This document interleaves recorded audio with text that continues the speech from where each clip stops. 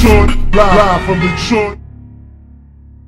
Yo, what up, though? It's your man, Jay Johnson, a.k.a. the tinfoil hat titan, a.k.a. the conspiracy realist, a.k.a. the technology snob, Steve Jobs Jr. Don't text me with your green bubbles, a.k.a. I only debate my equals, everybody else I teach. Also known as Juice, because all the hoes say J.U. Ice, Young Caesar, because you know you can't roam without me. Mister, if you don't like me, fight me. I got kicked out of Noah's Ark because they couldn't find another animal just like me. A.K.A. the West Side T'Challa, the new leader of Wakanda. Don't debate me, debate your mama. I am the best there is, the best there was, and the best there ever will be. What up? What up, though? And it's your man, Dame, 3_313. The West Side Landlord, the pride of PA. High Chief Dame Don't Fuck Around. The liquor store legend, the corner store conquistador, your mama's favorite dame. And the David Ruffin of the Shop Talk Podcast, because you know who the fuck they came to see. Not you, Otis. It's no better than these 4 letters. Thank God for Dame. And if you speaking on Dame, Cheyenne, you better say it nice. And if you don't put the boss in front, then bitch, you not saying it right. Let's go. It sounds like you call Cheyenne No, I would never. She's a queen and one of my favoriteest people ever. Yo, I love Cheyenne. Likewise. Yo, what up, though? It's episode 2. Welcome back, Shop Talk Podcast, episode 297. On you hoes, back like we never left. What's poppin', y'all? Remember when Marv 1 had that song, Back Like I Never Left? Back. Yeah. That's my shit. Yeah. I'm gonna have to pull that up. Yeah. Let me turn off all these devices. That's way too many. You got a lot of alerts going on. Yeah, way too many. Throw that shit on the floor. What's up, man? How was your weekend, my brother? Week was good, man. You know, I got to work MLK Day. I don't get the day off. Why is that a thing? Getting the day off? No, why is niggas still working on MLK Day? I don't know, because Martin Luther King died on the cross so I could have a day off.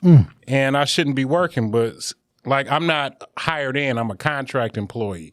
So I don't fall under the guise of what the union done did. So if you're not a contract employee, you got to work on Monday. Yeah, that's fucked up. But, or she said if I didn't want to work, I could like volunteer some community service hours. Why didn't you do that?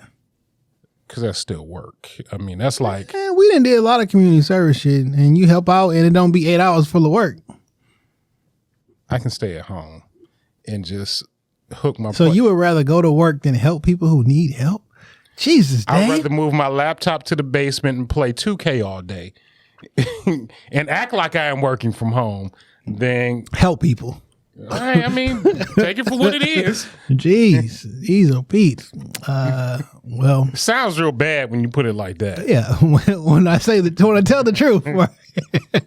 When you tell the truth in fractions. Yeah, you break it. It's all about the delivery. Right. You know what I'm saying? It's all about the delivery. That's what's up, man.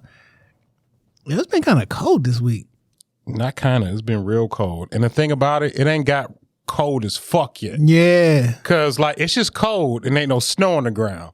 Now when it's cold and the hawk out, like that's a whole different thing in Michigan. I'm kind of happy that it's been so cold because that means the ground in my backyard is hard and not muddy. So when Umar out there using the bathroom, he don't track mud through the fucking crib. So now I got a towel at the side door, so I gotta wipe this nigga feet off before he come in the house because like I don't. Yeah, but when it's like cold outside, like I ain't gotta worry about that shit. Yeah. But that snow ain't got here yet. Like when it, we only did one snow. I shoveled one time this year, but like it's still 19 degrees, which sounds crazy, but like that ain't really bad for January. Now the other day that shit was like 8 degrees outside. Yeah, when it was like 8 or 9. But like 8 or 9 and it's 6 inches of snow outside, that's like a whole nother animal. Yeah. And I still be walking the dog and shit. Because he got to go out.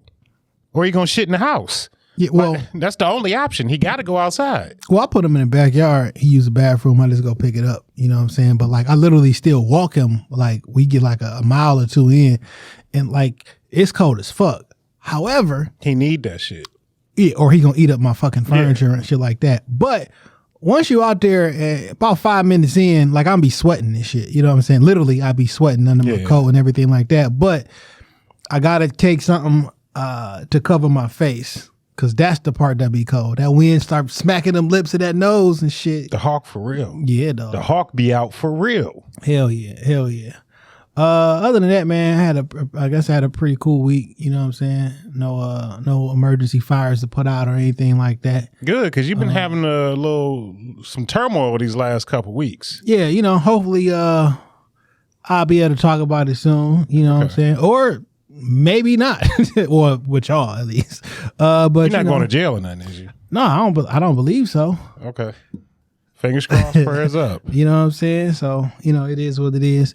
This week, man, well, shout out to y'all. I got some feedback on last episode. Y'all really liked the episode. I didn't think we, did anything different. But, niggas liked the episode. Hey, man, we just give the people what they want. Shout out to y'all still rocking with us, watching the video on YouTube as well as on Spotify. You know what I mean? Trying to stick with the visuals every week. It is a race against time, but we do this shit on Friday for me to have all that shit completed and uploaded by Saturday. You ain't doing shit Friday night. It's a lot. He ain't doing shit. Or just invite her over. It's a lot. You can't go to her house. Just invite her over. It's a lot to do. It's a lot to export. It's a lot. It's a lot. It's a lot. Okay. I hear just know. I hear computer language. Dame does not compute. Dame does not compute. And then a lot to upload because you uploading the podcast would be what 250 megabyte file versus a 16 gigabyte file. You might as well be sitting here speaking habla español to me, my nigga. I do not know what none of that shit means. Don't make my work in vain. So we go follow the YouTube page, which is youtube.com. I'm like everybody else. I wake up Saturday morning, I get the alert. It's Shop Talk Podcast. A lot of shit goes in work behind the scenes. Jason threw some shit in the cloud.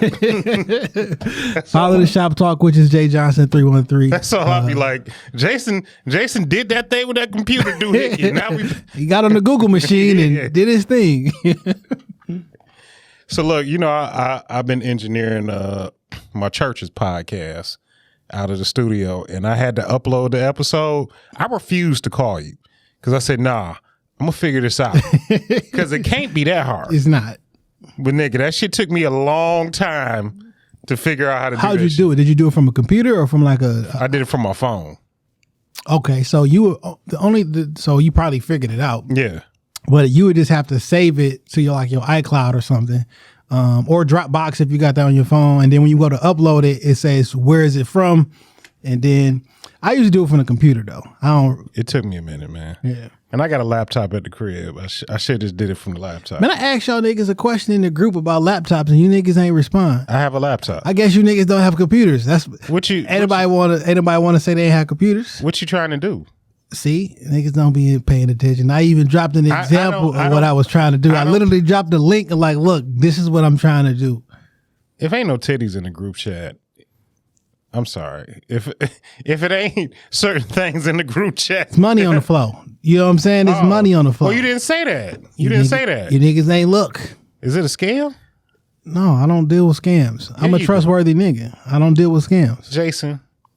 After we had that Aloysius Johnson. After we had that scamming episode, you know how many people hit me up and got scammed that week and it was like fucking victimless crime my ass. Like niggas went through a lot of different shit. But I bet you they got their money back. Victimless.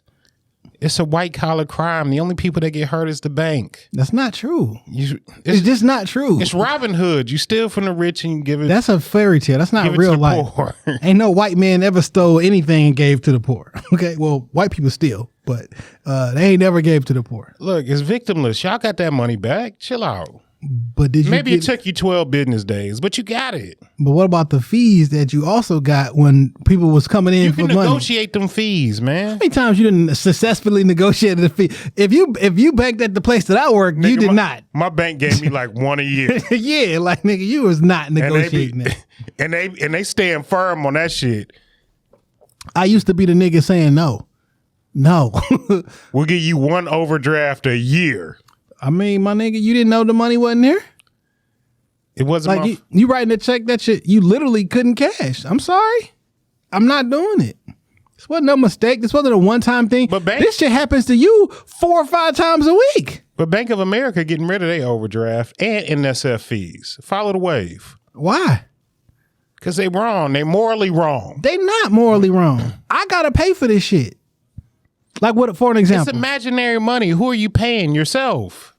all right. It's imaginary money. Oh, well, is your check imaginary money that they pay you?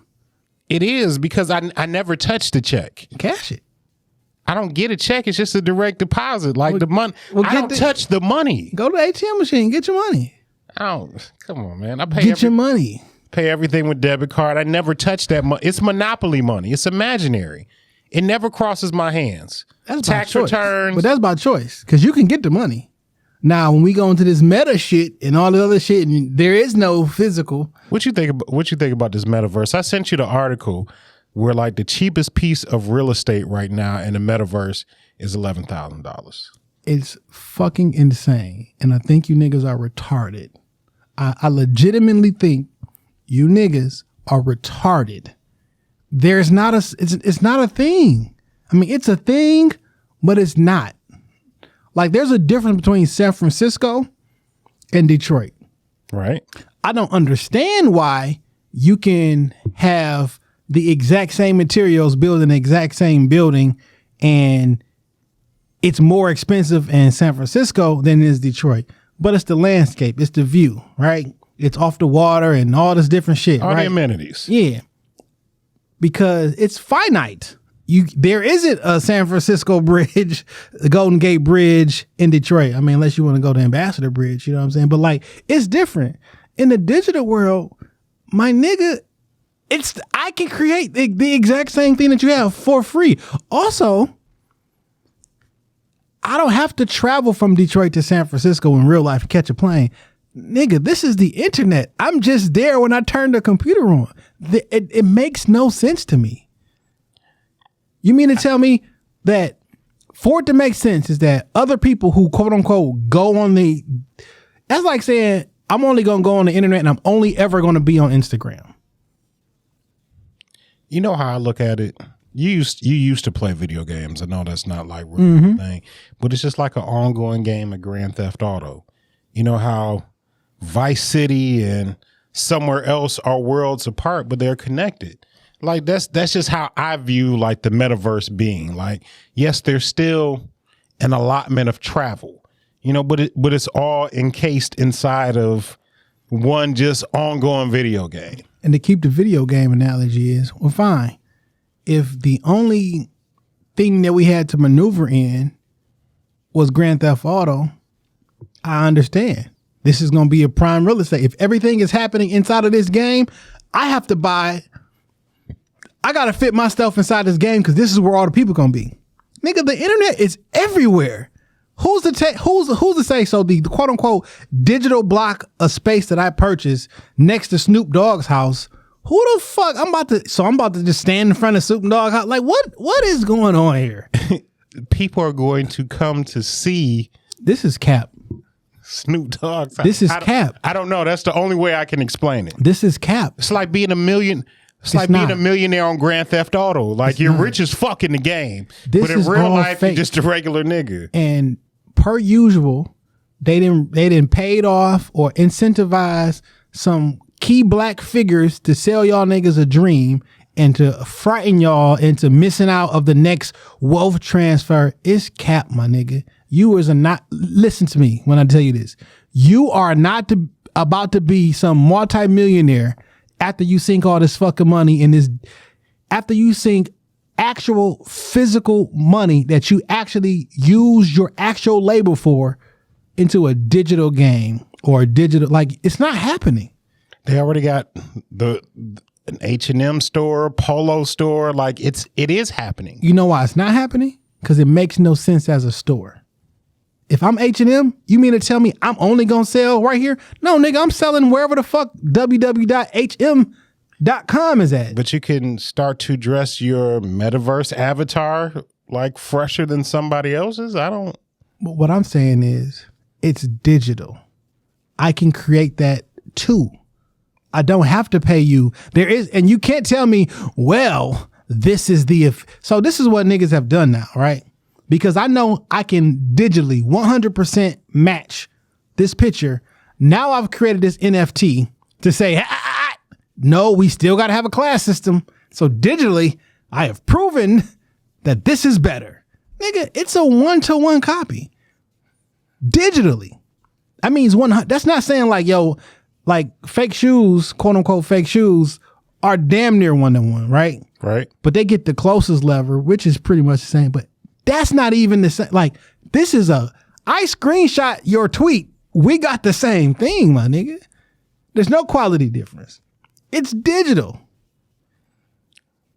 It's not like y'all gonna have to be fooled into this shit. Look, there is the metaverse is going to be a class system. It already is. It's already shaping out that way. It's literally going to be like an ongoing video game. When you play 2K and your person got on all BBC clothes and the other nigga got the shit that came with his character when he turned on the game. You think There's you a care? difference between you? You think you care? No, nigga. Like who cares? Like in real life, who you think gonna care? Nigga, people care about that shit. They spend a lot of money to tailor make their character. Me, when I get VC virtual currency, I spend it to make my nigga like sweet as fuck. Like to make his skill set for the game of basketball to make him better. But some niggas spend it on like tattoos, gear, making their player look a way that they probably don't look. This shit is fucking insane.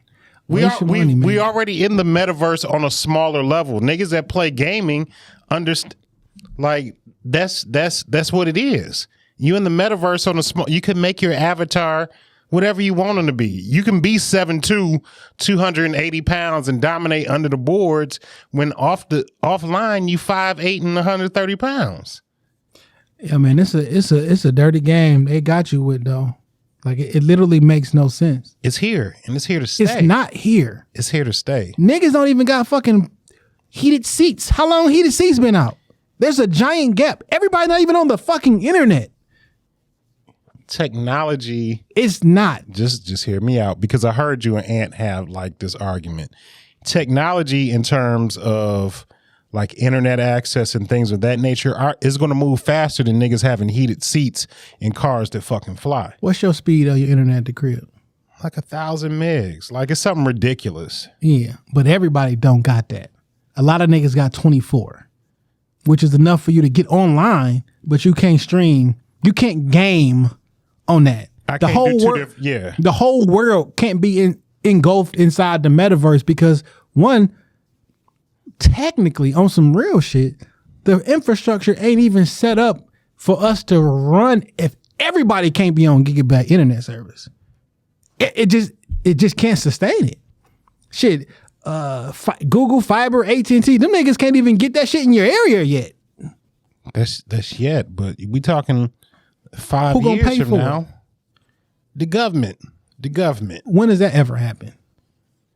When they see the potential for in America that they've paid for infrastructure, the government for free internet, free high speed internet. It's not happening. It'd be so much money involved. It'd probably be in their benefit to make it happen. The government, how? Like other countries have free internet access. We don't got it. It's in a benefit now.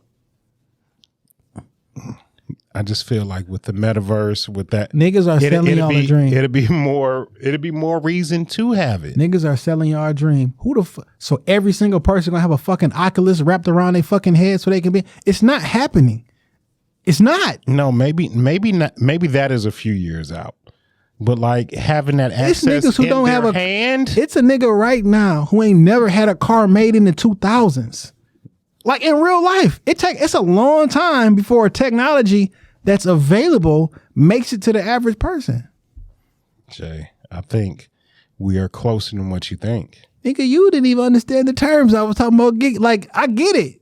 Because a nigga told you that shit on the internet, a black man who's trying to get money from you, who's trying to tell you to watch my podcast or pick up my fucking tutorial so I can teach you the metaverse, which don't fucking exist yet. Because then it has to be centralized. Who's going to own it? The government. Yeah, it's not a thing because whatever version of let's say Facebook, Elon Musk gonna own it. Okay, he owned the Tesla one. So when I'm on Apple, then what?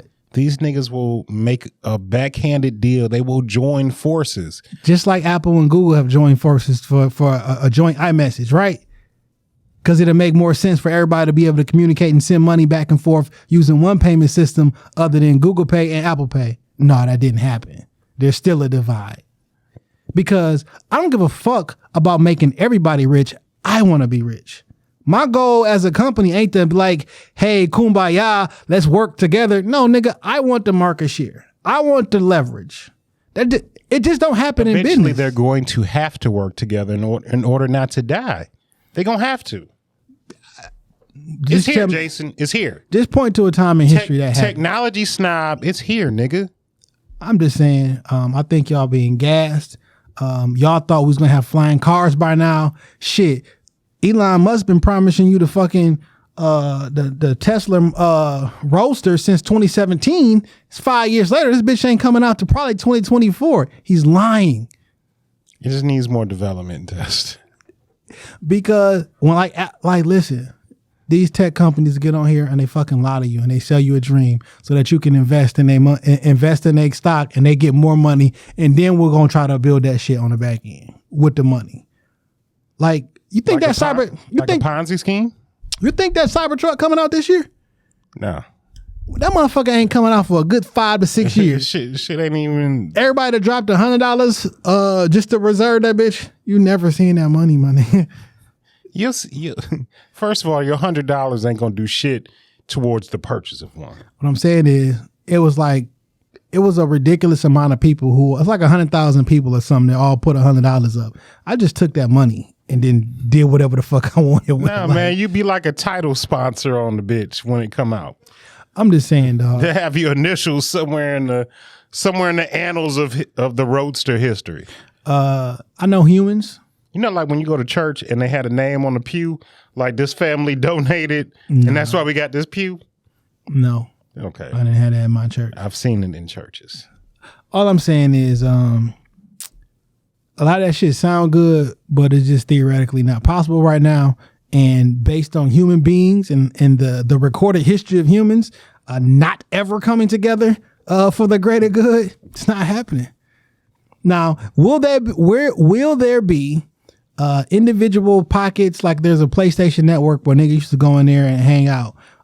Every video game has a multiplayer, and inside that multiplayer, you play with other people and shit like that. That's it.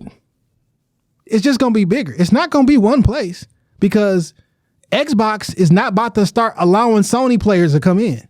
But they are. So there isn't an Xbox person. There's been news of that. For how many years there been news for that? All right, my nigga. I mean, I think it will eventually happen. I get it, but the lies and the gas that y'all being sold right now is not real yet. It may never be. I think eventually it'll happen. There won't be. Ye of little faith, Jason. Ye of little faith. I'm a realist. The Lord says all you need is the faith of the mustard seed, Jason. No, not as a God thing. Okay. That's all right. need. Not as a just God. the faith of the mustard seed. I've never seen a mustard seed in my life. Have you ever seen a mustard seed? Well, I cook, so yes, I've seen mustard seeds, Jason. You can make your own mustard. It's really not even that hard of a process. All right, Dane making his own fucking mustard. Verge making his own fucking ranch. Verge said he could make mayonnaise. He wouldn't ranch. I think he said he could make mayonnaise. Oh yeah, we found out the white man did not, in fact, make ranch. A black man made ranch, but Verge says he makes mayonnaise. Out of fucking milk and eggs or some shit. Nigga, I made lemon pepper seasoning. Nigga, we talking about mayonnaise. I'm just saying, like, all these shits are fairly easy to make, and I cook. How big is a mustard seed? Nigga, it's very small. It's like this big, maybe. Comparing a mustard seed to the size of one rice. How big is the rice bigger than the? It's about half the size of a grain of rice. Okay. I remember watching what was that movie with Danny DeVito and Marissa Tomei, My Cousin Vinny. Yeah. She's like, let me get one grit. He ain't never heard of grits. Let me. I don't want a bunch of grits. Let me just get one grit. Like, no, that's not how it works. Speaking of grits, I had the best $6 breakfast I've ever had in my life last Saturday. Okay. $6. Where at? Nigga, the Coney across the street. Oh yeah. Yo, listen, I made the best grits I ever had I had grits, bacon, eggs, and fucking. Are you talking about across the street from here? Yeah, Oh, and El pancakes. George's? $6. Yeah, for sure. So I got my so you know we did the Christmas breakfast and shit at the crib, right? Right. I don't know if we talked about that on this. I think you said like everybody brings something different. Yeah, but I was fucking worried because it was 28 people or 29 people in my house on Christmas. I was expecting clearly I was expecting family. I didn't know. I didn't count. I didn't know it was gonna be 28 extra people. So I was definitely afraid. Kept running in my office and shit because Omarion was out here giving up free concerts. Right. So all in the group chat, I'm like, yo, y'all niggas still good? Nobody's been exposed. But my aunt usually make the grits and shit, and the butter that she used and the cheese that she used, I got all that shit, and I made some grits. I would have sworn my aunt wanted to make these shits. Now this is the best grits because I made grits before, and they don't never be like that. Grits is an art. It's an art. God damn it, I might got it. And I will go on record and say this. One of my favorite meals to eat is fish and grits or shrimp and grits. I can eat it whenever. If you cannot cook grits and make me hot fried shrimp or just hot fried catfish. Is there such thing as chicken and grits? I don't know. That doesn't sound. Because I don't like shrimp or fish. But can I get like some... I'm gonna make some fucking chicken and grits. It'll probably be fire. You know what I'm saying? Get the chicken breast, chop that motherfucker up, and You can probably spice it up, make it good. But I love me some fish and grits. And I will go on record to say there are 3 things that I require from my wife. Okay, let's go. A fat ass. All right. Because I've been praying for years, Lord. So you've heard my prayer. You know what So it's not happened yet. I don't know. Well, I think we're gonna get into that topic later, today. Fat ass. Number 2, she got to be able to cook shrimp and grits. Because I can eat it every day. But if you can't cook it, it's not going to work. It's not going to work. So I thought you was going somewhere else with this. There's 2 different things. I thought you was going one, because this is a requirement for any woman I'm going to be dealing with for a long period of time. Your mac and cheese got to be fire. Say it again. I cannot marry a woman who can't make the mac and cheese. Your fire. wife bring the mid-ass mac and cheese to Thanksgiving?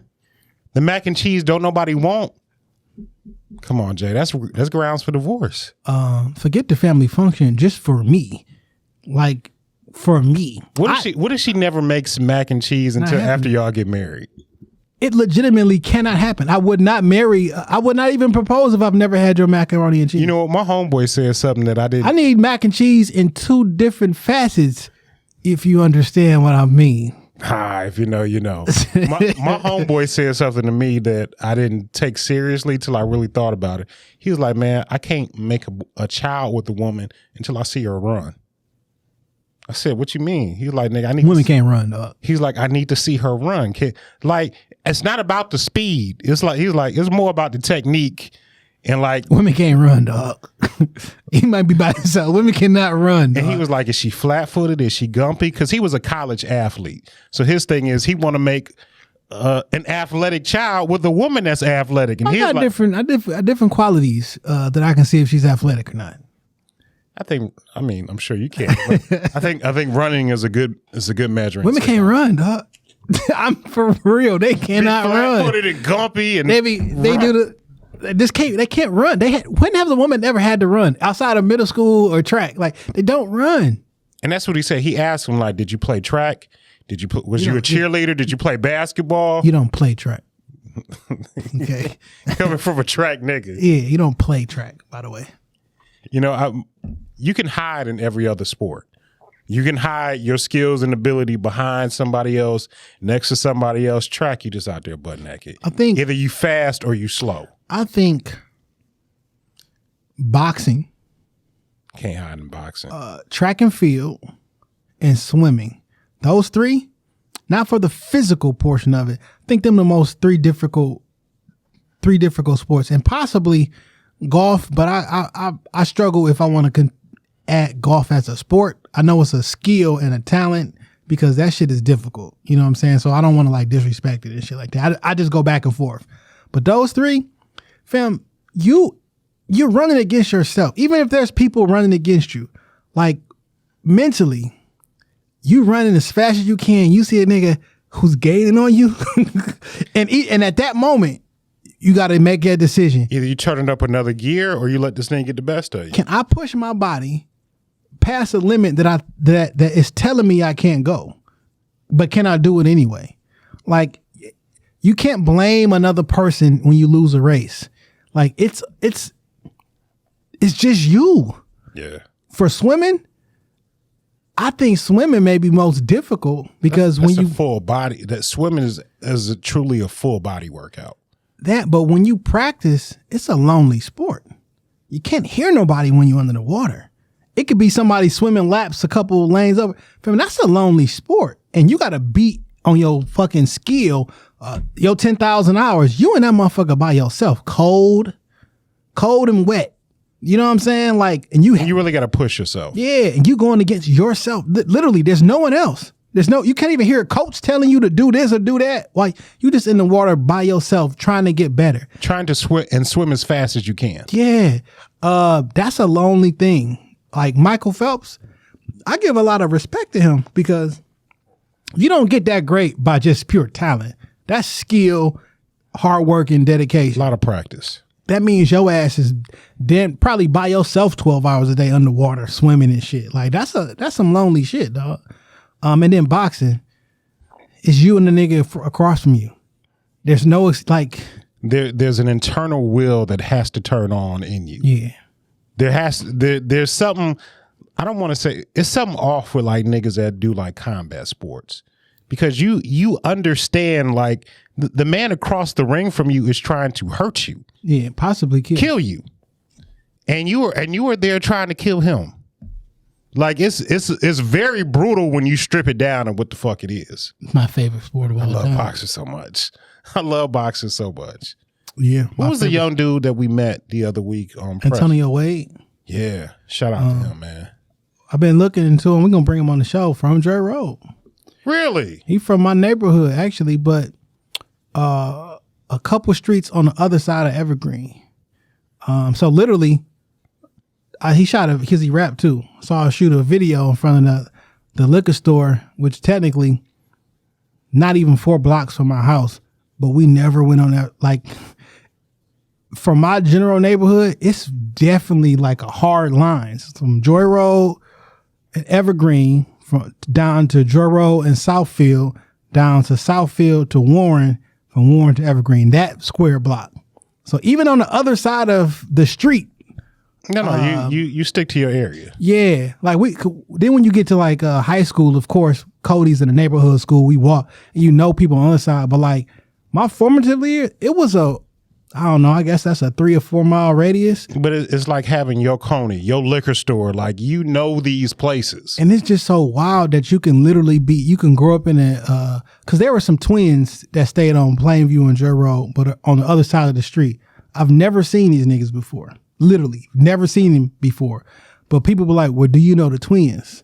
And like, I know damn near where they live at. Yeah. Because in real life, they're a block and a half away, but we just didn't. On the other side. We just didn't go on that side. Right, I feel you. And it's like, y'all got a different experience from the quote unquote Joy Road, whatever, y'all neighborhood. And then you got niggas on Joy Road who live down like on Wyoming or some shit like that. Like, it's so wild how it's kind of sad that you put this imaginary box. And it's a couple different sides of it. Yeah, it's you in this like imaginary box where, y'all nigga, these are your zone. And nobody ever told us that was our zone.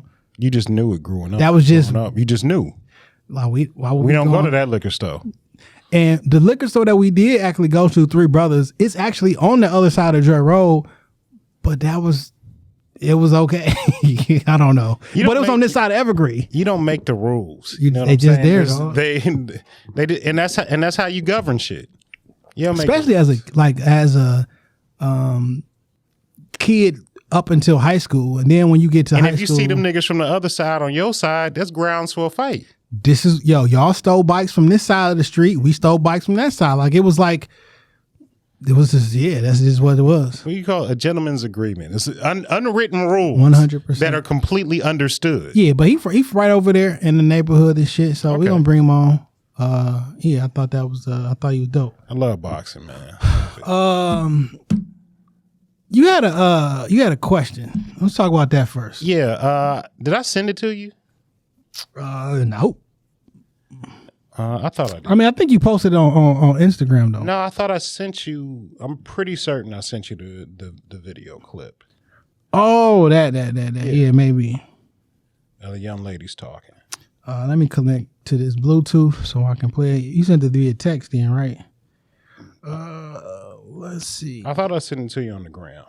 Oh, could be. I did. I sent it on Monday. All right, let me look. 6:23 a.m. I don't know why I was up looking at this bullshit that early in the morning. I guess that'd be niggas morning coffee and the paper, just look online and shit or some shit. Let's see. Dang, man. Who knew a lot of motherfuckers be quote unquote texting and shit. All right, here we go. What transition dick is. Let me explain to you, because a lot of you niggas are transition dick and you don't even know it, okay? Transition dick. Do you think niggas care what type of dick they are? As long as they getting some pussy, I don't think they care. It doesn't matter about if you care, because if you don't know what you are, you fuck up the situation. Because let me tell you why. A lot of you niggas are not boyfriend, husband, baby daddy, whatever, father material. A lot of times you just transition dick.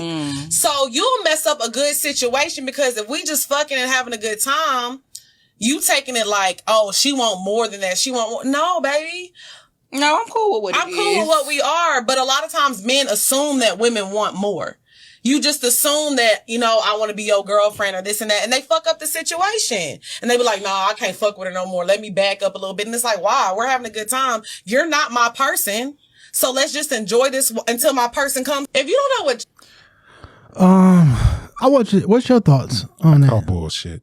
I call bullshit. If you're telling me that you're dealing with a nigga and he not comfortable just fucking, like most of us, and I'm just gonna speak in generalities, most of us are cool just fucking and hanging out. I know for the most part that sounds like an ideal situation for me. I think for a lot of people it can sound like an ideal situation. For a large number of people, I think that's like I would even say the overwhelming majority of people. And I'm gonna say just even men, because women are included in that too. Like, I'm talking about men. Okay. Because I think she's in the minority with her position.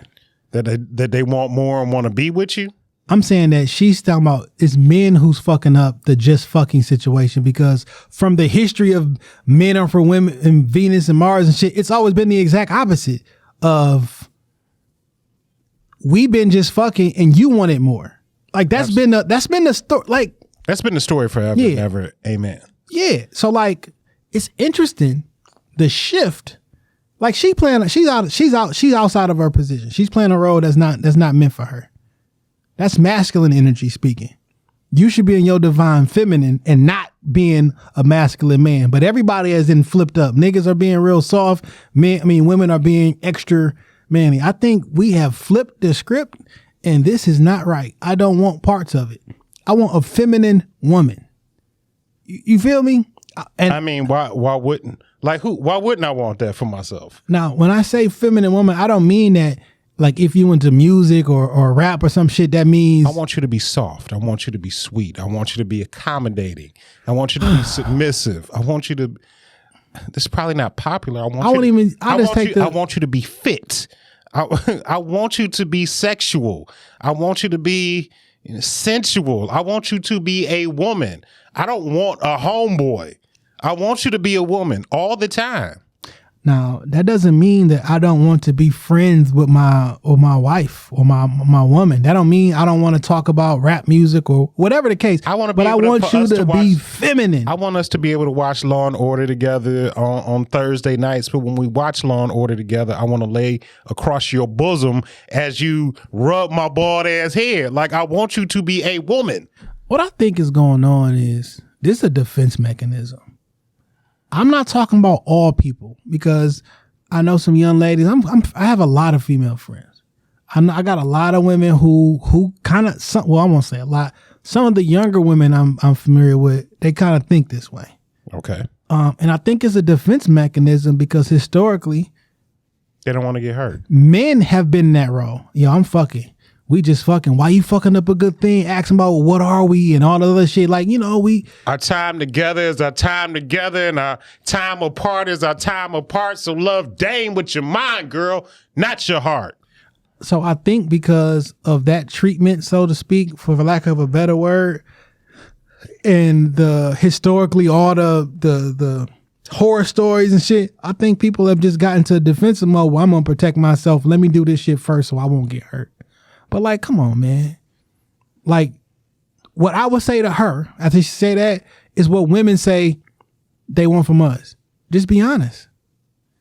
If we just fucking, just say that we just fucking.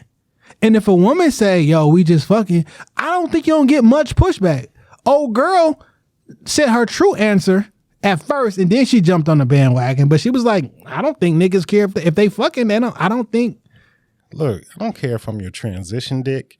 I don't care if I'm your side. I really don't care if you got a boyfriend. If you let me know what it is, I can play the proper position. Like, but don't. What transition dick is? Let me explain to you. 'Cause a lot of so I'm just looking at the comments, right? Okay. Yo, she snapped. Teach the masses, evangelists. That's how y'all getting these baby daddies always complaining about. Like, I'm looking at all these comments. I'm like, y'all bitches lost.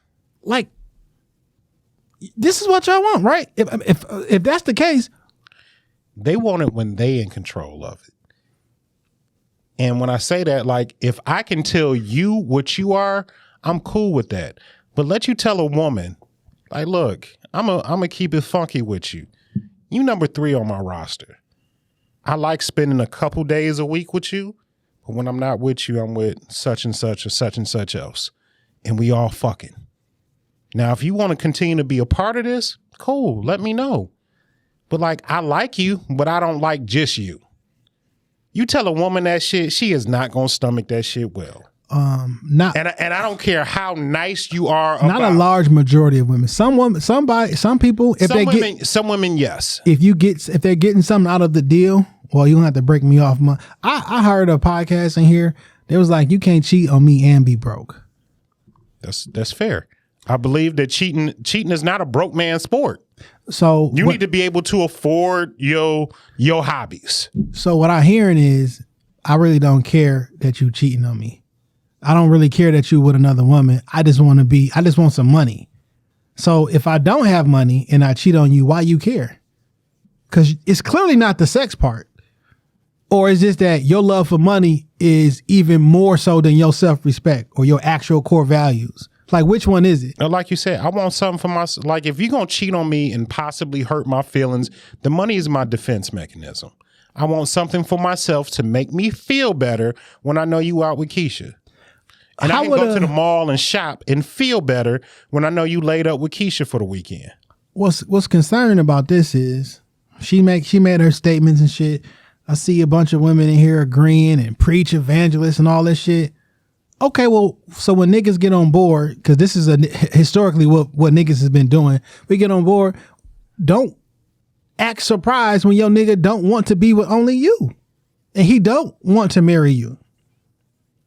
Because you're not my person. Did you tell him he was? Like, this, everything that women say, this is like, I'm so flabbergasted by it. Thing, we've said it before, the only thing women control is the access to sex. That's it. All the other choices from one in 4, there's only 1 in 4 black women get married.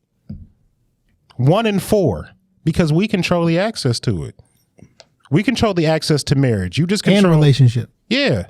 Why do I want to marry you? Why should I marry you? Why should I make you my girlfriend when I can get what I want from you and her? What pushes you to the top? Because I know for me, this is probably going to sound crass, but I don't care. Me and you have been single men. Yeah. And the majority of the time, we're going to date or deal with women that are attractive to us. Thanks. So you have no advantage there because I'm going to deal with women that I find attractive.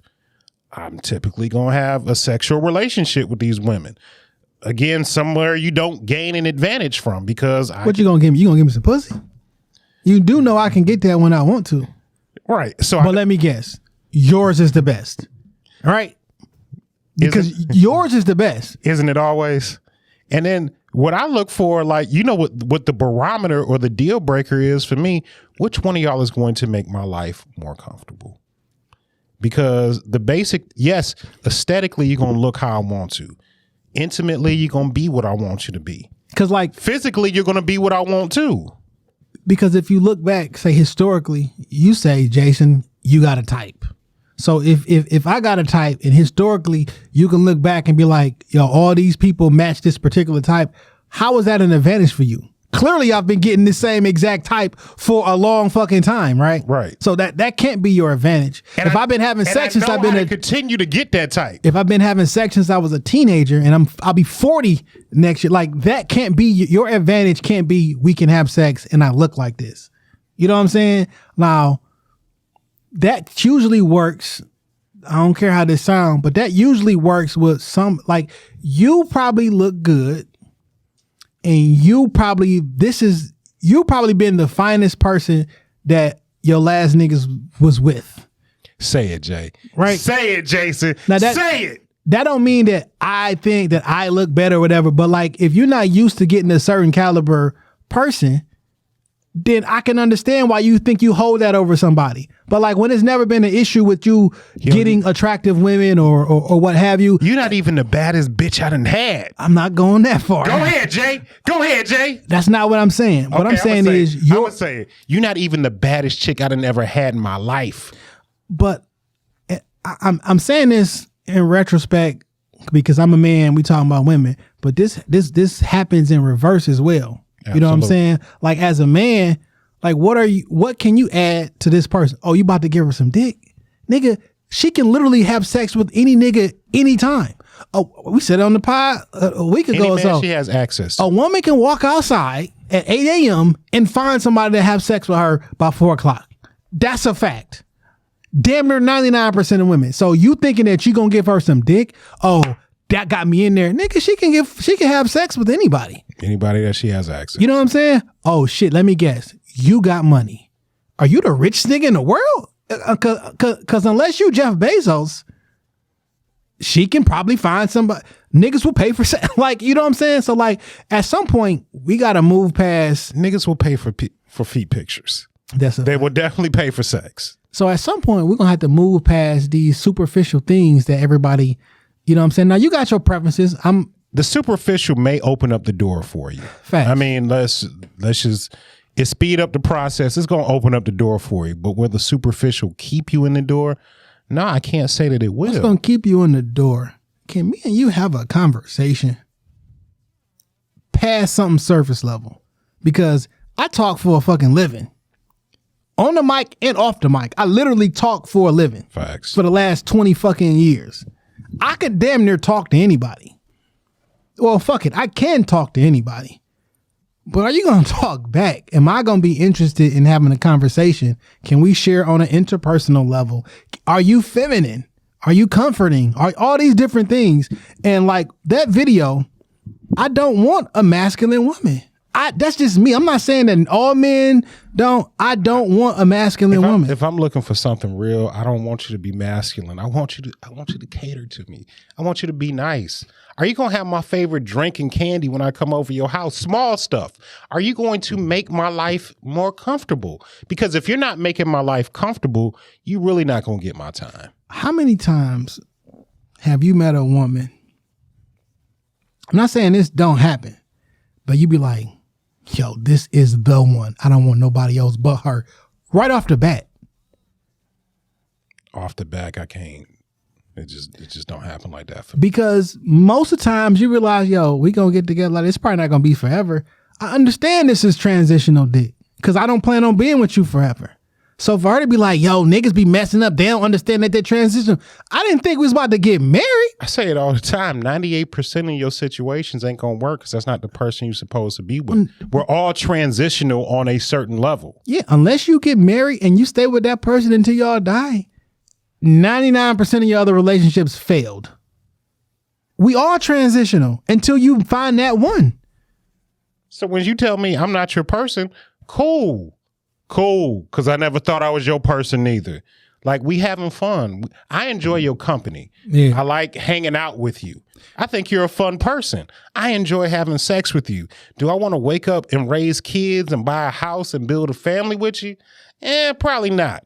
But I'm here for a good time, not a long time, and I will enjoy my time while I'm here. I just think that's a dangerous. This is the dangerous message for anybody to send. Like, as a man who's supposed to be the protector, provider, all that shit.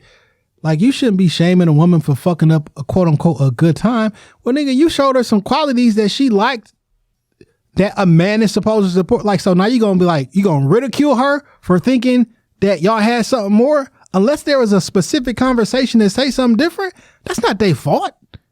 I base this shit on the actions. Right. So if you with a woman and she don't never say this is transitional, y'all never have that conversation, and y'all do particular actions, you think everything is like, oh shit, it's not their fault that they was like, y'all want something more.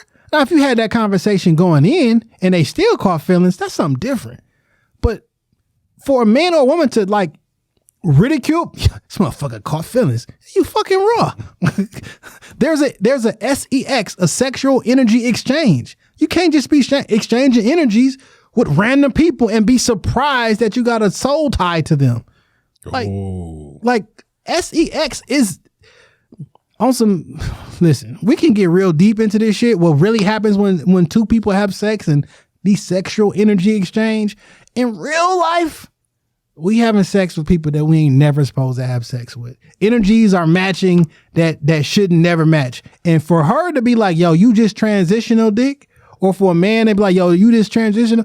These energies not supposed to match because you already know that's not the right person. So why would you be forcing these energies to match when you know for a fact this not supposed to happen?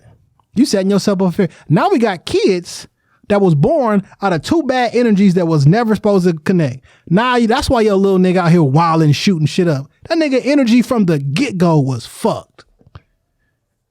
No, I feel you on that. And it's not like we don't know babies come from having sex. You niggas swear y'all believe in astrological signs and shit. Well, that shit matters then. At the moment of conception is when I think everything happens, right? Right. Souls, the whole 9 yards. If them energies wasn't supposed to ever mixed, at the moment of conception, y'all niggas, you just made a baby off of bad energy. Not supposed to happen. You know, we move off of carnal feelings. We move off of, you know, just that lustful feeling. When you seen her at the bar, you should have been like, damn, she just looked good, and kept pushing. Because you know that you didn't have no good intents for her. Yeah. And shit just kept moving. And I'm not saying that, the body wants what the body wants. There is a pleasure in having sex. And if you need to have sex, as long as you two consenting adults, have at it. There's nothing wrong with that. There should be some sort of a conversation. But you've been in situations before, like we were just talking about, where like after a couple conversations, we're not on the same level. Yeah. We're not in the same wavelength. But we here right now. Yeah. So I'm just going to make the best of it. And you make bad decisions doing that. Sometimes you just make the wrong decision in doing that. I won't even say decision is bad, because I might know that this not gonna work out and that you possibly want something more, but the flesh that I have could be weak that time. I want to still have sex. It's still consensual, and I made the wrong decision, not a bad decision, because I made the wrong decision, consensual one, but I meant like, damn, you knew you shouldn't have did that shit, right? But it's been 6 months, and the body needed what it needed. You know what I'm saying? And it's okay to make bad decisions or the wrong decisions sometimes. You know what I'm saying? Because energy changes.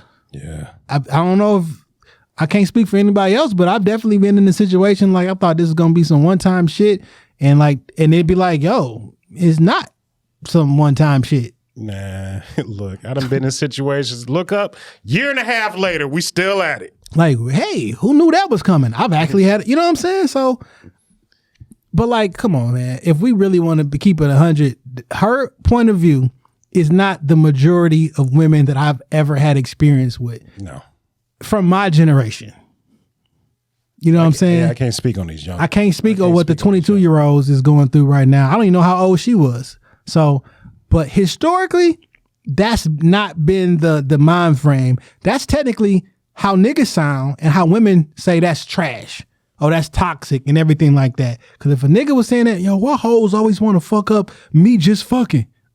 Because that's what it sounds like. Shit sound wild when you put the nigga voice on it. Yeah. Shit, man, I'm trying to get my dick sucked. She talking about, what are we? That's what she sound like. So... You messing up the sneaky link. You know what I'm saying? Like, you messing up my transition. I don't want you. I want the other girl. All right. Don't be mad. On the reverse. Look, man, some of us are just a bridge to the next thing. And it might sound hurtful. But like that's all it be. You know, like, look, I used to have a joke like, nigga, I'm waiting to see the new mothers at school in September. So if I meet you in July, you just might be a bridge till September. Yeah. Cheyenne sent in a voice now. I'm gonna play it, man. I love Cheyenne. I'm so sorry I wasn't trying to call you out in the beginning. I love you.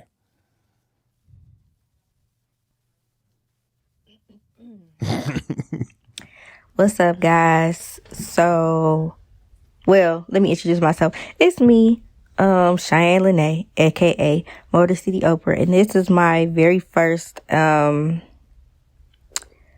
voice note that I'm doing for Shop Talk Podcast. So, question Dame was asking was, do men know their roles in relationships, and do things glow and are better when they honestly know their position? I'm not going to give a hypothetical ass response. I'm going to speak directly from my own personal vault. And this was a situation that I went through last year. So, I had broke up with Doggy Bone at the beginning of last year. So we were on the break for about 5 months or so. And during that time, I reconnected with somebody that I have known for about 10 years. And we have a history of just having just like a strictly like a, you know, he was basically like a loyal side nigga when I used to mess with him. Like, I only would connect with him like when I was in a situation and having issues with that situation, or if I was like cheating, single and kind of like bored, we would like fuck around, whatever. We never really tried to like do anything more. I think the one time we did have a conversation about possibly being together, that shit lasted for no lie, like 24 hours. And then it just was like, you know what? I had to let that nigga know, like, you know what? This was a mistake. Hours? Like, you just supposed to be where you at. So fast forward, I had disconnected with him back at the beginning of my previous relationship, because like I knew the dynamic of what our relationship is, and I was serious going into my last relationship, and I was like, you know, I want to see where this heads and where this could go, so I don't want to possibly have me and your situation fuck up anything, so let's just call this quits right now. And which I did. I did not talk to him until last year. When we reconnected, I let him know then, like, hey, me and Doggy Bone broke up. However, I'm going to keep it a being with you. In the event that he comes back and he says the right thing, I'm going back. Like, if we're able to have the right conversations, I'm going back. I've spent the last like 2.5 years at the time of my life with this person. I really love this person. I'm truly invested in this person. I feel like we just going through something right now. But if we're able to get right back on track, we will be back there. So coming to this, don't expect too much. Actually, don't expect nothing. Don't have them awkward ass conversations about like anything further than what we used to doing, because this ain't that. This is not going to be that. This is just going to be some fun shit for the time being. And I know guys always talk about like females fuck up the situation when y'all be quick to trying to put titles on shit, and y'all be wanting to make a nigga rush into this and pressure this and that, blah, blah, blah. I felt like I was doing my due diligence and I was doing the right thing, telling this nigga, hey, this is gonna be this. It ain't that. So just have fun and just enjoy the ride for the fucking moment. And he claimed he was cool with that. But out of nowhere, he just started getting on something like, oh, like, sending me random ass memes and shit like, oh, this is gonna be like when me and you have a kid, and you know, you need to start spending more time at my house so you can get used to it, just in case you got to move in and this and that. And I told, like, I have several conversations where I told this nigga, like, hey, please stop talking about this because it's making me uncomfortable. I told you this is not the direction I want to head into with you. So I just really want you to just stop. Just please fucking stop. And he didn't listen. And I'm like, all right, you know what? Whatever. So eventually I stopped fucking with him, and I flat out told him, again, I have the text messages and shit in my phone to prove it. I told him, I said, the problem is you took my no's as that you needed to convince me, change my mind, or like just not right now. Like, no, if I say no, nigga, it's no. And I don't like that shit. Like, even. I'm going to pause right there. So what's interesting about this is, technically, she's taking the same position that the first girl did, right? In that first clip. But this is a conversation that we had specifically. Like, hey, I'm on a break essentially, and we may fit. Like, this is a different conversation than, yo, niggas just be fucking up, they don't know. She didn't provide any kind of details. It was just like, yo, you just supposed to know. No, she was very specific with this is what it is. 100%. This is what it's never going to be. Yeah. I mean, and that's the honesty that people say they want. And like, that's very clear, cut, and concise. No gray area. It's completely black and white. And if that situation with the side nigga don't work out, it's not her fault. Because I was very clear. And not clear in a disrespectful manner. Because if we've been... I've been cheating with you for 10 years or however long. I just need you to know the role that you're going to continue to play. This is a permanent part-time position. Mm-hmm. I'm not looking for full-time employment. It is what it is. And you can get laid off at any moment. Now, you mentioned, well, the question was, is it better, or do men know their role in a relationship? And is it better when men know their role? I don't know if all men know their role in a relationship. I don't know if you know that you're supposed to be wearing the pants in this relationship or if, you know, do you know if you're the catch or not?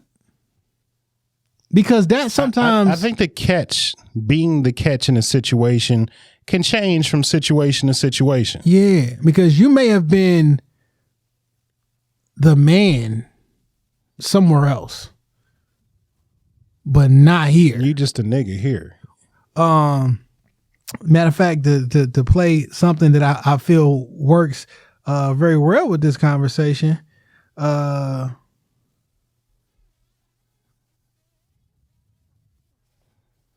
like to remind people, like, it's always people like me in the world.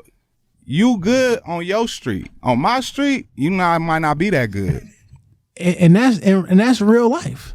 So you was the man. When I say people be like, yo, she a 10 in Detroit, but in Miami, she a hard 6. On your block, you the shit.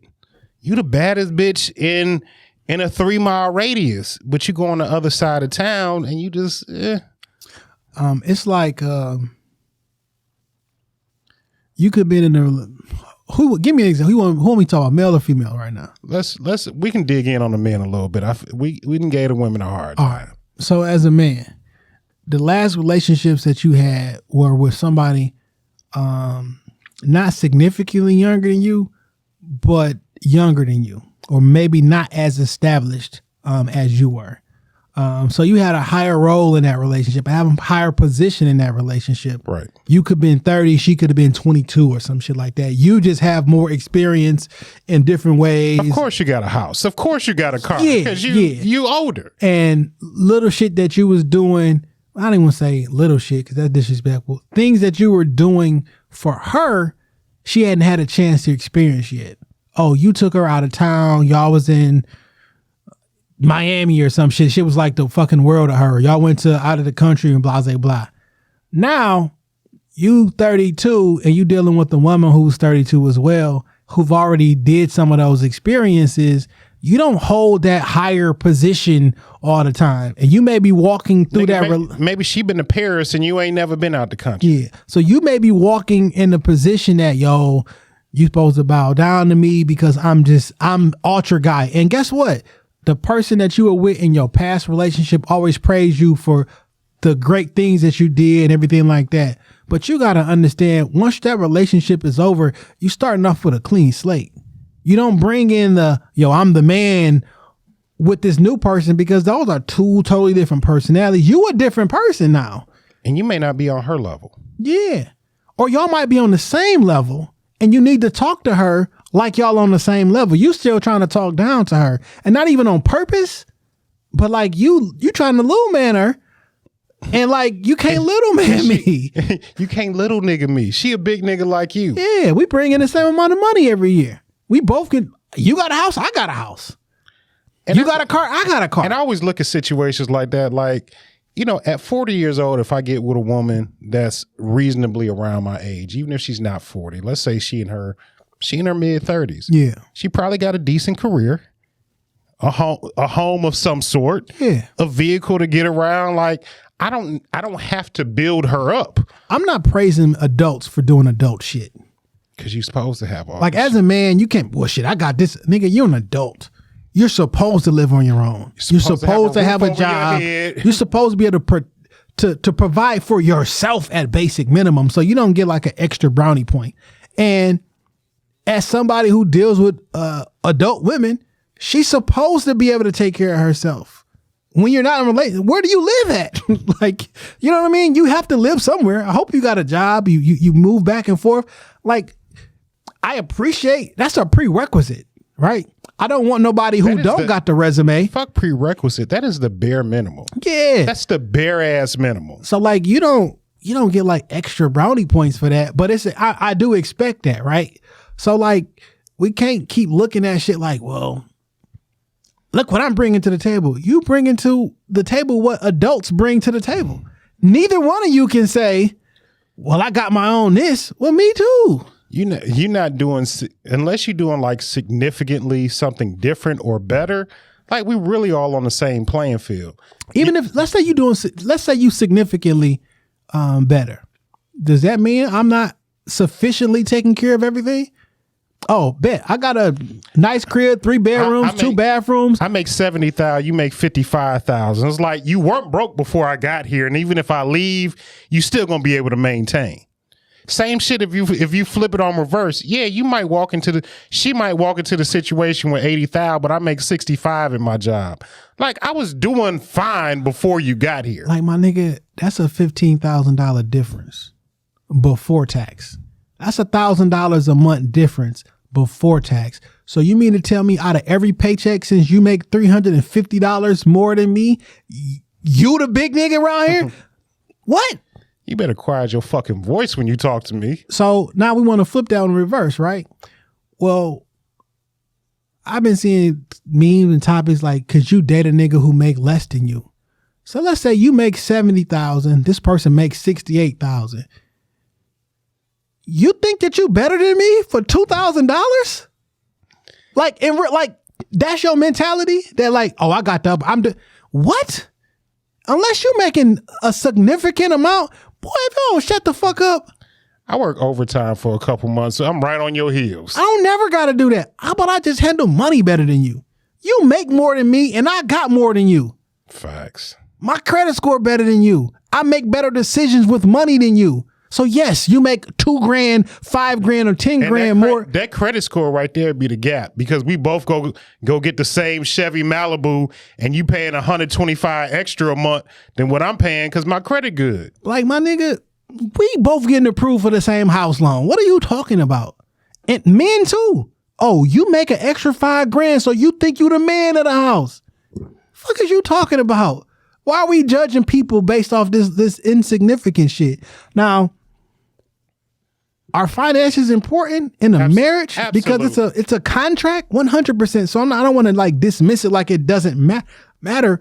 But to think that you better than a motherfucker, or they shouldn't have a conversation with you because you niggas like a negligible difference apart. Good God. Especially for a woman to think that way who want to argue for equal pay with a man. So which one do you want? Do you want equal pay? and the nigga to make more than you? Because that's not how it works. Or the actual adage is women marry up, men marry down. That's true. I want to marry what's going to make me happy. And I don't necessarily need you to be in my same financial. I never in my life thought, I wonder how much she make for a living. Because how much she going to give me? Nothing. I've never looked at a woman's finance. Yes, do I care if you working and shit like that? Of course, because I don't, I say it all the time. I don't want no broke bitch. I don't want you broke physically, financially, or emotionally. I don't think anybody wants to feel like they've been taken advantage of. Right? Right. But let's just say you don't work and you move into the house that I pay for now. I pay for my lights, my gas, my food, the whole 9 yards.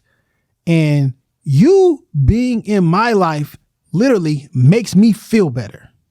Right? I may not need you to work. Like, that's not like, yo, we can't be together because you ain't working because da-da-da. Nigga, my quality of life may be better with you just being here every day. Facts. You know what I'm saying? So, like, don't go to work just because you feel that you don't want, like, what if you just being here makes my life better? Like, how much would you pay? Would you pay an extra $500 a month if your quality of life felt significantly better a month? Like, how much would you pay for your happiness? If it costs you an extra $400 a month for happiness, I'm paying it. I feel like I paid a very small price because we pay that shit now. So like, oh shit, I got the Zoom, the triple play package at for more entertainment. Like, we are paying to make ourselves. We paying money for endorphins to make us feel better. What if the person can make you feel better? It's a small price to pay, and I will gladly pay. Yeah. So all right, fine. Maybe she don't pay none of the bills, or no than the majority of the bills, and it may not be equal. She makes the majority of her money. Let's say it sounds bad. Maybe she spends the majority of that on herself. Oh, I don't gotta buy you extra shit because you buying the shit yourself. But I'm still gonna take care of the home and everything. That may be a better suit for you than doing something else. Like you say, it may make me feel happier to see you come home looking good, man, house clean. I got a fresh meal, all because you don't have that stress of work. Maybe you work part-time just for some money in your pocket, but I take care of everything else. Ideally, because like, who don't want to save money? Who wants to? Some people do want to pay the bill. Who knows? But like, that's okay if it make you feel better. If it don't work for you, it don't work for you. Because everybody arrangement. But that's the biggest thing. Finding a person that works for you. Mm-hmm. I want to finish playing Cheyenne's conversation because I got a feeling like there's a twist in that. Because clearly that gentleman was not working for her. So let's go. Even with me trying to be very transparent and not lie to you, like when I will reconnect with my ex, like via phone call or see him in person or whatever. Hell, I had even went out of town to see my ex at one point in time. I told the nigga all of this because I'm like, I'm not about to lead you on and let you think anything or you to feel like I'm lying to you. I'm telling you the fucking truth. But he did not listen. He continued to try to push harder. He tried to like force things on me that I told him like I really do not fucking want. Like, I do not want this from you. Me and you have had this situation before where we was just fucking around. You wouldn't ask me no questions. I'll call you like, hey, I'm at this bar out here, such and such. I gotta host this party. It's fairly close to you. You closer to the bar that my house is. I'ma pull up. Nigga be at work like, okay, cool. I'll leave my door open. Just go ahead, pull up. That would be, we had no problems doing that. But then all of a sudden this year, like, now you in your feelings about the shit. Like, now you want to try to compete. He ready to graduate. Where you're not even qualified. Like, dog, like, if I fucking told you, like, this is what it is, we just fucking and having a good time every now and then, let it be that. If I choose to let it go further and want it to be further, that will be of no influence of you. It'll be strictly based on what I feel. Like, you are not going to force me into either direction. Like, and he just did not, he didn't accept that. But whatever, you know, I don't know, man. Like, I've had situations where guys were just like kind of like they knew like we was just fucking, but it seemed like eventually any type of casual situations I've had, it's always been the guy that eventually be like, damn, like, you don't want to like, no, I don't. Like, if I wanted that, I'm very transparent. I'm very thorough. I'm very like, I have no problem expressing how I feel with the person that I'm dealing with, no matter what level. So, if I want those things from you, I will voice that. I have no problem doing that. But in the situations, I don't know about other women, but in all the situations I have ran into where it was just some casual shit with a guy, 9 times out of 10, they have always tried to press harder for something. And that's ultimately why we disconnected, because I said what the fuck I said. Cheyenne Pimp Hand is strong. So, once I notice we've had this conversation and the person is pressing for more, I'm gonna go ahead and nip that shit in the bud, because it's clear that they don't want that shit. If you got to keep having this conversation, let me nip that shit in the bud. And old boy was like, yo, I want more. And he was expressing it. It didn't work out. He had to disconnect, as she was so professional with the entanglement. You know, sometimes it hurt letting go of your best side thing. That's really a loss to the roster. In my experience, it's always been the opposite. Well, one time it wasn't, but I wasn't really pressing for nothing extra.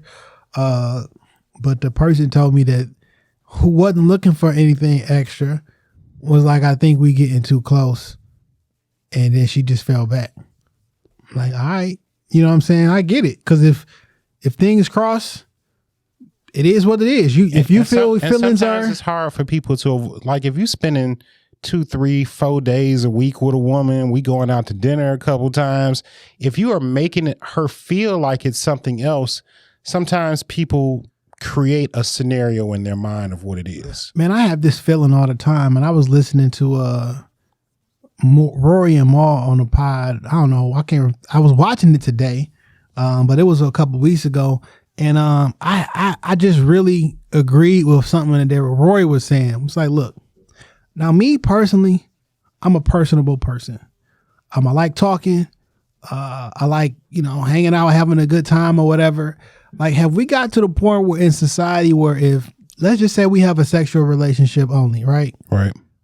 And if I treat you like a human being, I'm leading you on. Like, I like the company of a woman. I like to go out and eat. I like to do these things. And I would prefer you go with me because I'd rather be with women than a bunch of niggas all the time. Facts. You know what I'm saying? But like me treating you like a person, like I'm not exchanging energies with you if I don't like you. If you're not like a cool person of some sort. Like, that's a very good point. Is me treating you like a person really that foreign to you for you to think that like, you must be in love with me. No, I'm just being, this is me naturally who I am. I feel like if a woman shares her vagina with me on a regular basis, the least I can do is be decent to her. It can't be like, yo, we having sex and get the fuck out. Like, damn. But I see you again on Thursday. Like, why do it have to be this way? Like, I don't, at the very least, I've been told I could be cold. But I don't think I'm that cold, but I guess opinions on that may vary. I've been pretty cold, but I try not to. You can at least stay. It's all about perspective. And sometimes you have what's crazy is you have the least perspective on how you are to other people. You are the villain, you're the villain in somebody's story. No matter how you carry yourself. No matter if you know it or not. You the villain. Yeah. And I say it all the time, especially to somebody I used to date, and they probably hate it. Like, sometimes I'm not there to be your man. I'm here for character development. I'm here to prepare you for him. Well, right now I'm character development. I'm here to, this is the part of the story where it starts to go rocky. And then after you leave me, you'll probably find him and be happy ever after. But like, I'm not him. I'm not your person. I am the protagonist in this story. I'll be honest. No, I ain't gonna say that. I have no idea. I have no idea. Could be, I could not be. Whenever I think I am, I'm not. Whenever I think I'm not, sometimes I have no idea. I literally have no idea. So to borrow this from someone, I just experience you, and wherever we experience it, I just don't have. I have no idea, which is fucking crazy because I think I should, but I have no idea. You never know what role you're gonna play in somebody's life, and I just look at it like, hey, until we figure it out, I am here for a fun time, not a long time. And in the voice of the prophet, Sean Carter, our time together is our time together, and our time apart is our time apart. I don't ask single women like questions about what you doing, who you dating, where you be at. Think you should? No, I don't. Because I know you don't, but do you think you should? No, because when for your own safety. So it is not her responsibility to, provide safety for me. That's my responsibility to myself. Right. What I'm saying is, but possibly asking questions about a situation that you're entering is helping you provide safety for yourself. The only question that I really have, there's only 3 questions that are important to me. Are you drug and disease free? Which I guess could be like 1 and 2. And like, if you have a nigga, literally, I have no issues with that.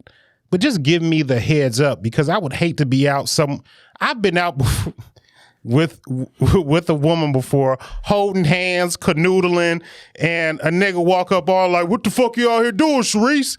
And I'm like, yo, you could have told me about this nigga. I mean, you very familiar with this story, but I was at a woman's house late at night, and a nigga come knocking on the door. And he know you in the house. Yeah, say, yo, I'm about to set your car on fire. I didn't ask those questions. I was a little bit younger. I didn't know to. But now there are certain questions that you probably want to ask. And I'll be honest, when she fine as hell, because your situation, she was gorgeous. She was finer than a motherfucker. When they fine as hell like that, sometimes you be lost. You know what I'm saying? You don't be thinking. You be thinking. I be thinking with my other head. And I just be happy to be here. But like, no, there are some things I do need to know. You know what I'm saying? Like, there are just some things I do need to know. I don't need to know names, locations, dates. Like, do you got some nigga that think he your man and might, pop up here at 2 a.m. when he getting off? And I'm perfectly fine when you start connecting with somebody else, ask the questions that you need answers to. Because I tell you what, the wrong question is, do you have a girlfriend? The question is, are you currently having sex with somebody? Because no, I haven't had a girlfriend in 4 years. I have not been practicing abstinence for 4 years. So like, you should ask the question that you really want to know. I always remember, and I had a situation similar to this happen to me. It was a meme with Plies, and he was at this chick house. He heard her knock on the door, and she go to the door, do a little whispering and come back. And he was like, who was at the door? She was like, nobody. He was like, now don't get you and nobody shot. Facts. Because I don't go to a woman's house without a pistol now. Nigga, it's on me. It's on me. Don't get you and somebody else. Because when I hear knocks at the door and I'm in an unfamiliar place, my first thought is setup. And guess what? I'm walking out the same fucking way I walked in this bitch. Whether it's in cuffs or on my own 2 feet, but I'm walking out the same way I came in this bitch. Like, this was younger. This was a much younger Jay before CCW Jay. But like, I wasn't experienced in this particular. I was a young nigga. I don't know, 22, 23 or some shit. If I have to grab you by your ponytail and put this strap to your head in order to make it out this building, don't think I won't do it. I had to find a gun that was in the house. You know what I'm saying? big dumbass 357 revolver. Nigga, I Would have knocked your ass I on the wasn't floor. ready for that one at the time, nigga. Would have knocked your ass on the floor. Man, I was not ready for that shit. But I'm like, yo, this was Trio 650 days. It wasn't no drop your location. It wasn't I didn't even have my car. I couldn't even call a nigga and say, this is where I'm at. Don't even know where you at good. I was somewhere in East Point. I didn't know East Point at the time. I'm like, nigga, I left I'm at a girl house. I left my fucking car in the parking lot of a bowling alley, dog. Like, I didn't know where I was at. Okay, all I know is like, I remember that tree. like, yo, this not the night I thought I was gonna have. I didn't know I was coming over just here. came here for sex. I got in the car to go to the liquor store and like, whatever. I got dropped off. Then I went to work in the same clothes I left with the day before. Like, you know what I'm saying? Like, Slumming. I got back to my car and then drove to work. Same outfit. Yeah. Same clothes from yesterday. Around here, we do it big. Yo, man, a long time ago. Literally a long time ago. Oh, man. She was so fine, though, Jay. She was so fine. I don't even blame you, my nigga. I don't even blame you, dog. All right, man, let's move on. Let's move on. So what I did want to dive into, because I did put up an Ask the Shop about this question, and I'm gonna call out a couple of y'all by names because I know y'all situation, I know y'all partner, and I know you fucking lying. So does dating work better when the person knows their role, like if they're a main or a side piece? 95% of y'all said yes. And then we have about a very small percentage, 5%, said no, that it doesn't work better.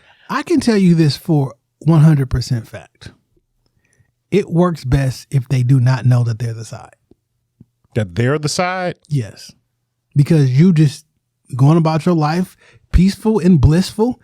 If you know, I'm talking about the majority. I'm not talking about the few of y'all who's okay with being the side, because I know on the internet with polls, y'all always say that, but it never materializes in my real life. Okay. Have you ever told a woman that she was like number 2 and it went well?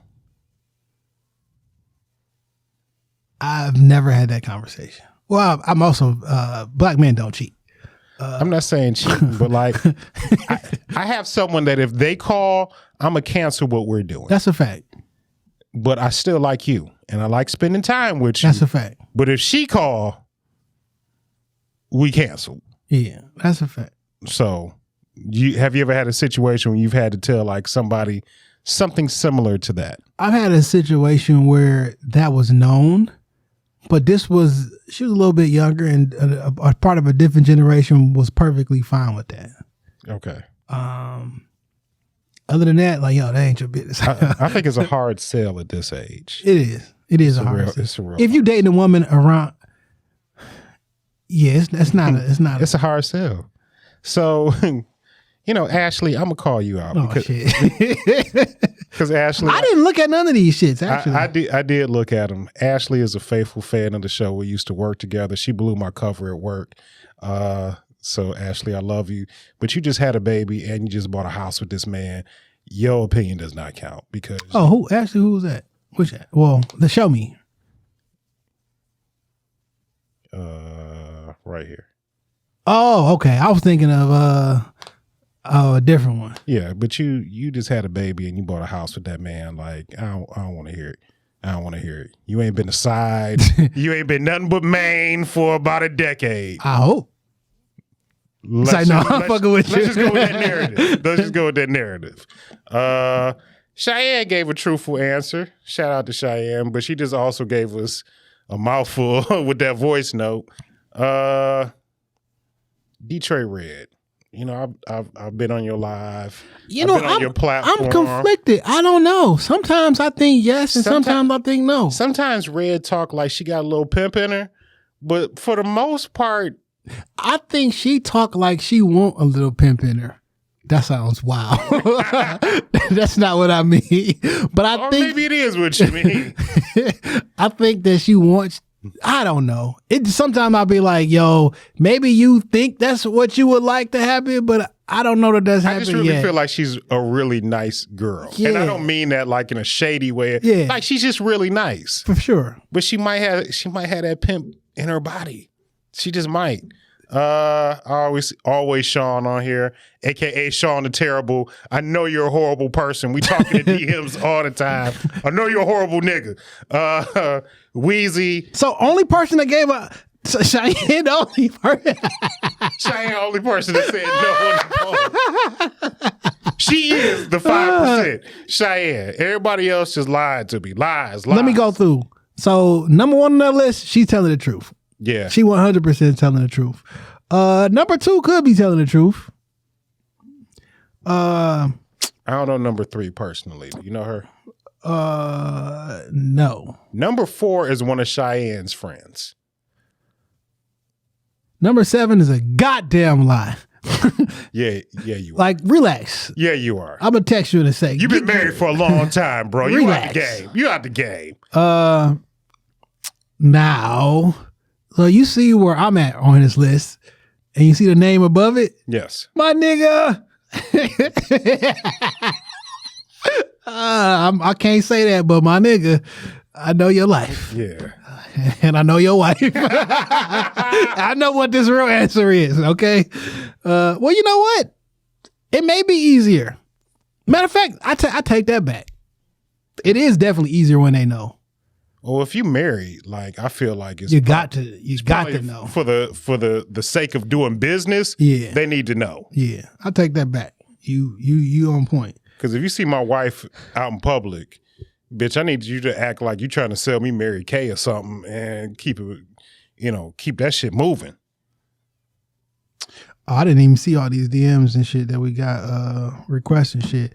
But yeah, man, I just think in general, I'd say this. In general, it's general, folks. Don't probably like, nigga, you said. I'm saying in general, I think it's best if roles are well defined. And there are no promises. Even if the roles aren't quote unquote defined, I think it's best that you don't make any promises. Don't be intentionally vague. Excuse me. I am the king of unintentionally being vague because I just don't share a lot. But unintentionally vague. But I tell you what you need to know, and if you don't ask the right questions, then that's just where we're gonna stay at. Because you can get to the answer. But a lot of people don't ask questions. Ask a woman if she's single. It means I will never, like, are you having sex with somebody currently? Because I need to know before I have sex with you without a condom. Like, I need to know. Whose baby you aborting? Mine is. Like, there are just certain things I need to know. I don't care if... I was messing with a married woman and she told me she was pregnant. I said, bitch, you better blame it on that nigga. I was messing with a woman who was engaged. I don't think I knew I did know. Did I? That was the last time I did that. But she asked me to, like, next time I don't want you to wear nothing. I'm like, oh, I had on my socks. But he was like, no, I don't. I'm like, you got a whole fiance and you're trying to smell like, you nasty. I mean, shit happens, Shay. Shit happens. They got married too. That's not your problem. That's not your problem. That was only one time. And then she's hated me because I never did it again. I'm like, bitch, I couldn't do that shit, man. I mean, I could have, but... No, it was something else that happened too. I was like, ugh, I wasn't expecting. Anyway, but like, that's bold. I can't mess with no married woman. I don't even want. I'll put it like this. I was messing with a woman who was single at the time, but her ex nigga, who I do not know, hated me, and all the friends hated me. And they follow me on socials right now. These niggas hate me, and I didn't do nothing to y'all. Fucking weirdos. Is that like your cutoff for a woman? Like, I don't want nobody dealing with a nigga. I don't, because niggas is crazy, and niggas will kill you over their bitch. Okay. Niggas will kill you over the girl that's not even theirs no more. I need a clear separate. Like, niggas will kill you over what they think is theirs. Is it ever really like a clear separation though? Sometimes it takes a really long time to get to that point. I know. And like sometimes that's those questions that I need answers to, because a nigga will try to kill you. And we'll put it like this: a nigga and his emotions about his woman, anything can happen. He may not be going over there like, yo, I'm about to kill somebody. But when you see your car in the driveway and motherfucker get enraged and like, I'm not trying, listen, I don't want to blast her, man, but I can and I will, though. I'm trying to chill, though. Even though the situation looking kind of ill, yo. It came to me like a song I wrote. Told a bitch, go get a scarf, pillowcase, and rope. I'm just saying. Cool as a fan, gat in hand. I don't want to have blast a man. But listen, at the end of the day, man, I got a family. Not like a wife and kid, but like I got a family. I got to make it back to my family. I don't want to blast your mans, but I can. Just what I will. Just what I said. I'm coming out the same door I came in. And if that means I got to put this gun to your head and we going to walk out together, I'm walking out to my car. Yeah, man. Take it how you want to. What's that for? I got the rock Smokey down to his house. What's that for? I got to make it to my car. I don't know who you got over here. Nigga, you just, it's a crapshoot. Like you said, you was outside of your ex house in some whitey tighties screaming on the grass barefoot.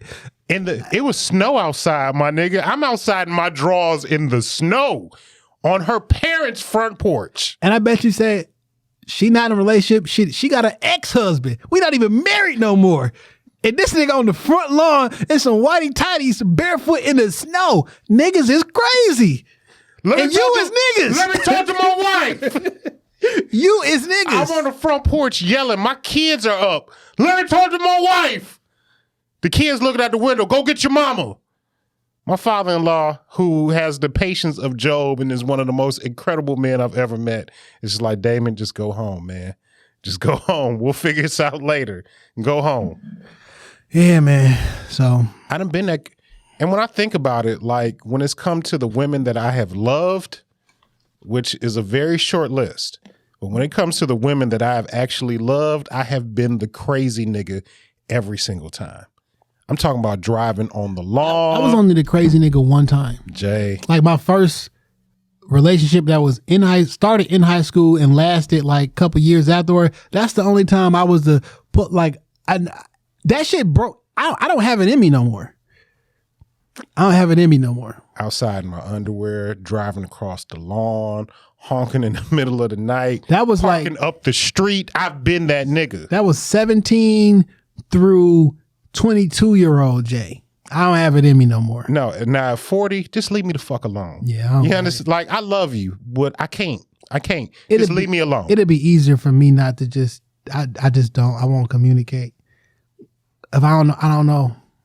I don't be doing it. I'm serial. Never mind. Never mind. At this stage in my life, I cannot put a price tag on my peace. And if you are a woman that I love and I'm dating, and you are doing something that is relieving the peace from my body, it's just easier for me to separate myself from the situation.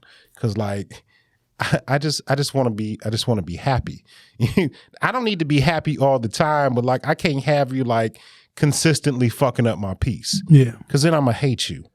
And then when I start to hate you, I'm willing to do anything to display that hate. So I just need you to leave me alone. I feel you. I feel you. You'll leave me alone.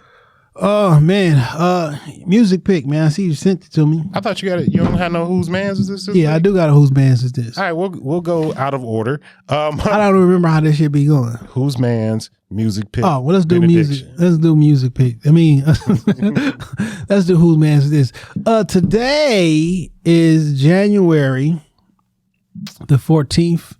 I think tomorrow technically is the birth date of Martin Luther King Jr. Ain't it the 15th? I believe so. If not, hey nigga, I'm sugared up off a 7-Eleven Slurpee. Blame it on my all black pop, my nigga. What'd you say? Dr. Pepper is Coke, Pepsi, and Dr. Pepper. Nigga. Your insides are disgusting. So I got a new process when I drink shit I'm not supposed to. So I'm taking this home with me. I'm filling up with water and I'm drinking it. Okay. So any pop or juice or whatever that comes into the house, once it's over, I have to fill it up. Contents water.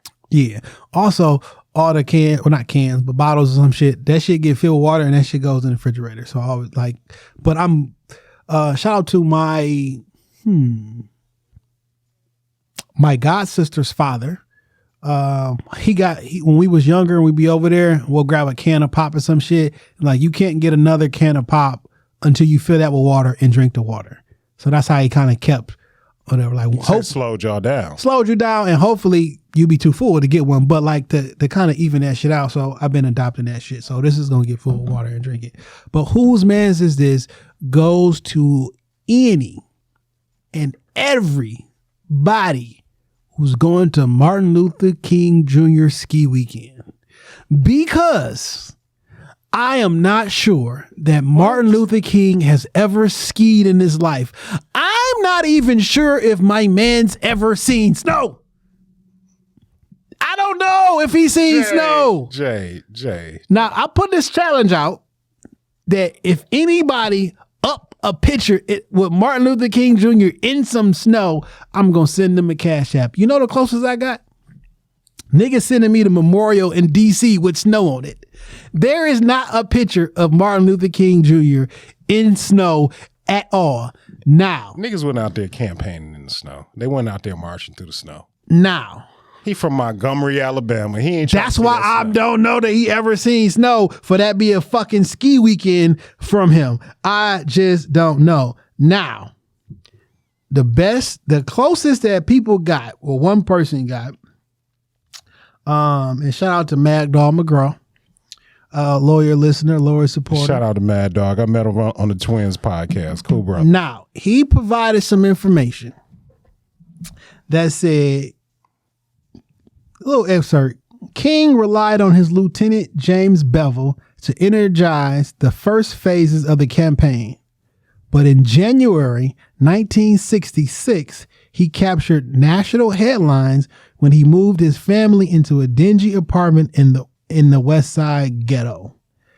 Now, I don't know if they're saying that MLK moved his family. Or James. Yeah. But let's just say it was MLK. Okay. If he did for a short period of time stay in an apartment in January of 1966 in Chicago, then the nigga seen some snow. Yeah. But I'm not 100% sure if they talking about MLK or James. Well, you know, the question is, when did Martin Luther King Jr. live in Chicago? King relied on his lieutenant to energize the first phase of his campaign. I guess energize mean pay for it. Probably like, yo, I need you to fund this shit. But in January 1966, he captured national headlines when he moved his family into a dingy apartment in the West Side ghetto. So it's possible, but I ain't never seen a picture of the nigga in snow. You can't have no Martin Luther King, no MLK ski weekend because my mans ain't never been in the snow. Up me a picture. Somebody send me a picture to shoptalkpodcast@gmail.com of Martin Luther King, not photoshopped, not the statue. There you go. With a picture of some snow. This nigga's a country boy. I don't know if he ever seen snow. Who the fuck started MLK Snow weekend? I think it only started because it's just a long weekend. Like niggas, it's a whole bunch of Monday weekends. Niggas don't do a Memorial Day. They ain't snowing because Memorial Day is hot. It's still cold. Niggas want to do something over that 3-day weekend. I want to go to one of these ski weekends. I don't want to ski, but I just want to go. Man, I've been skiing. We went like not MLK weekend, but like, you know, for so many reasons, skiing is a very bad idea. Especially once you hit like skiing in the afternoon, after people have been at the bars and got a little liquor in them. Skiing gets very, very dangerous. Yo, man, I went skiing and I don't know, so a couples trip with the fellas and their spouses and shit. This maybe was 2015, 2016. I could do anything. Like I literally think that they haven't invented the task that I cannot complete. I think I can do anything slightly above average. Now, I'm not the best at everything. Clearly, no, I'm not. But I can do anything slightly above average. I got out there on the ski slopes, and I was kind of down because I couldn't get the shit. Like I couldn't stop. I kept falling. You know what I'm saying? We was going through the little lessons and shit, and I was like, "Fuck!" Like this the first thing that I fucking can't get, and it started fucking with me. And I'm not like a giant fan of heights, so that whole little ski, the ski do, whatever the fuck that shit is, like that shit is terrifying because this shit does not look safe at all. Because it's not safe. You know what I'm saying? But after a couple of times, I finally got the fucking hang of it. You know what I'm saying? Because before I would stop by just falling. Okay? And then it's like, it's time to fall again. You know what I'm saying? But I finally fucking got it. I have video of me getting this shit and coming through so I got proof. But like I finally got it. But that shit was, it caused a level of anxiety when I met the thing that I couldn't do. And that shit was fucking with me. Luckily I got it, but the Royal Rumble crew, we were supposed to get like a cabin for a weekend. It's still not too late.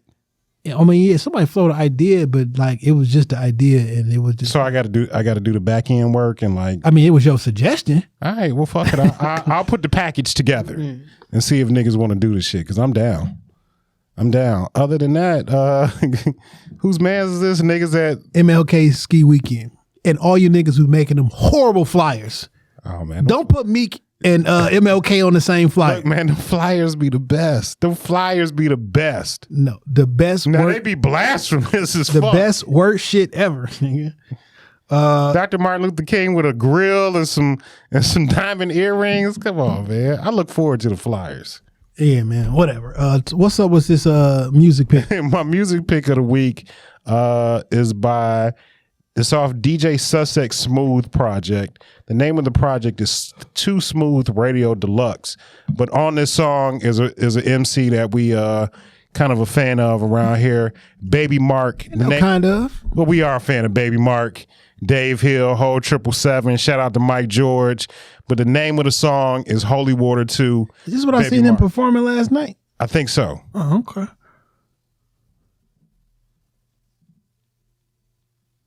Anytime now. You got it connected to the Bluetooth? Yeah, it's just waiting to play. Oh. I love Baby Mark. Started like a paragraph. I'm the nigga.